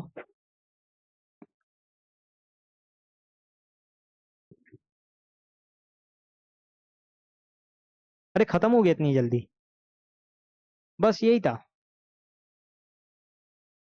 काफी जल्दी खत्म हो गया आज की क्लास, पता भी नहीं चला आपके साथ। तो बहुत ही सुहाना सफर था, बहुत ही अच्छी ये क्लास थी।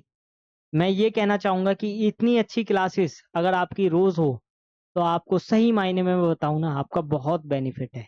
क्यों? क्योंकि देखो आज की इस पूरे लेक्चर में हमने, बहुत ज्यादा बड़ा नहीं है, लगभग कितना हुआ है, सवा घंटा, सवा घंटे में हमने ली चैटलियर प्रिंसिपल समझ लिया, जो इस चैप्टर का सबसे इंपॉर्टेंट टॉपिक है।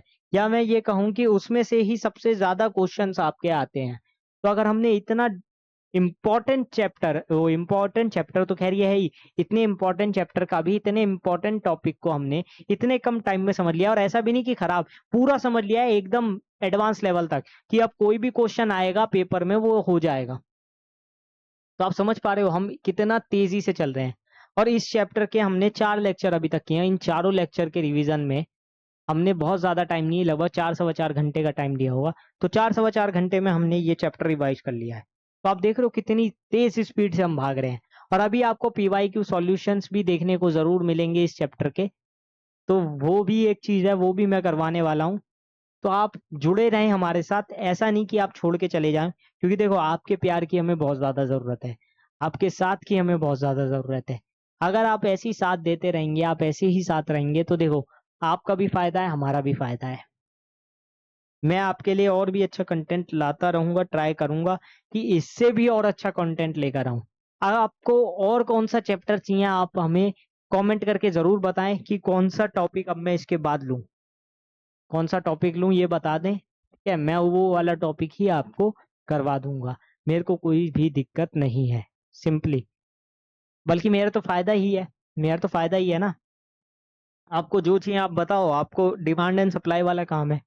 जैसा भी आपको चाहिए होगा वो हम करवा देंगे, क्योंकि आपके बेनिफिट के लिए, स्टूडेंट के लिए ही हम वर्क कर रहे हैं, और किसी के लिए कम नहीं कर रहे। ये जो टेलीग्राम व्हाट्सएप चैनल हमने बनाया है, या फिर जो फ्री नोट्स हम प्रोवाइड कर रहे हैं वो सबको वो इसीलिए कर रहे हैं। और हाँ, अगर आपने टेलीग्राम या व्हाट्सएप चैनल अभी तक ज्वाइन नहीं किया है तो प्लीज एक बार ज्वाइन कर लें, because it is very necessary और वेरी हेल्पफुल फॉर यू। इससे सबसे ज्यादा बेनिफिट आपका होने वाला है और किसी का नहीं होगा, ये मैं आपको क्लियर बता देता हूँ। किसी का बेनिफिट होगा तो वो सबसे ज्यादा आपका होगा, क्योंकि आपको फ्री नोट्स मिल रहे हैं। और नहीं तो ये आप टॉपिक्स देखते हो, मैं तो हमेशा कहता हूँ कॉपी और पेन लेकर बैठो, साथ में नोट्स बनाते चलो। सबसे ज्यादा बेनिफिट नोट्स बनाने से किसका होता है? स्टूडेंट्स का होता है। क्लियर है? आपके जो हैंड रिटन नोट्स है वही आपको एग्जाम में पास करवाते हैं, या वही आपके नंबर इंक्रीज कराते हैं ना, सिंपली बोलूँ तो।